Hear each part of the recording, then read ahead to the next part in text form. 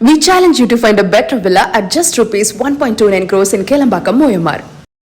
இலங்கைக்கு எதிரான முதல் டெஸ்ட் போட்டியில் இந்தியா அபார வெற்றி பெற்றிருக்கிறது என்ற செய்தியை நாம் பார்த்து கொண்டிருக்கிறோம். செய்தியாளர் பாலாஜி இணைகிறார். பாலாஜி, உங்களுடைய தகவல்களை பதிவு செய்யுங்க.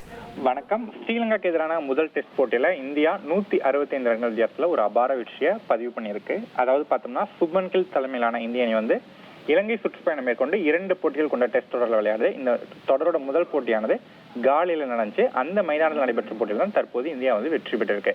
இந்த போட்டியில் குறிப்பாக பார்த்தோம்னா இந்திய அணி முதல் இன்னிங்ஸ்ல ஒரு மிகச்சிறப்பான ஒரு பேட்டிங்கை வெளிப்படுத்துச்சு. ஒரு அதிகபட்சமாக பார்த்தீங்கன்னா தேவ்தத் படிக்கல் ஒரு 167 ரன்கள் விளாசம். முதல் இன்னிங்ஸ்ல இந்தியா 462 ரன்கள் குவிச்சிச்சு.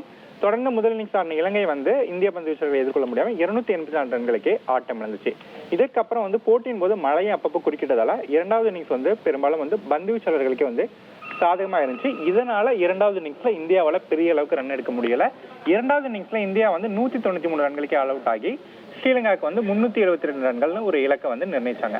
இப்படிப்பட்ட ஒரு சூழல 5வது நாள் ஆட்டம் இன்னைக்கு நடந்துச்சு. இதுல தொடர்ச்சியா இலங்கை இரண்டாவது இன்னிங்ஸ்ல அடுத்தடுத்து விக்கெட்டுகள் இழந்துச்சு. குறிப்பா இந்திய ஸ்பின்னரான மனோஜ் சுந்தர் ரொம்ப ஒரு அபாரமான பந்து வீச்சு வெளிப்படுத்தி இலங்கைக்கு கடுமையான நெருக்கடி கொடுத்தாரு. அவர் இந்த இரண்டாவது இன்னிங்ஸ்ல 6 விக்கெட்டுகள் வீழ்த்த தற்போது இரண்டாவது இன்னிங்ஸ்ல இலங்கை ஆல் அவுட் ஆகி சுமார் 165 ரன்கள் வித்தியாசத்துல இந்த போட்டியில தோல்வி அடைஞ்சிருக்கு. 2 இன்னிங்ஸையும் சேர்த்து பார்த்தோம்னா மனோஜ் சுந்தர் 10 விக்கெட்டுகள் வீழ்த்தி வியக்க வச்சிருக்காரு. உங்களுடைய தகவல்களுக்கு நன்றி Balaji. We challenge you to find a better villa at just rupees 1.29 crores in Kelambakam, Moyamar.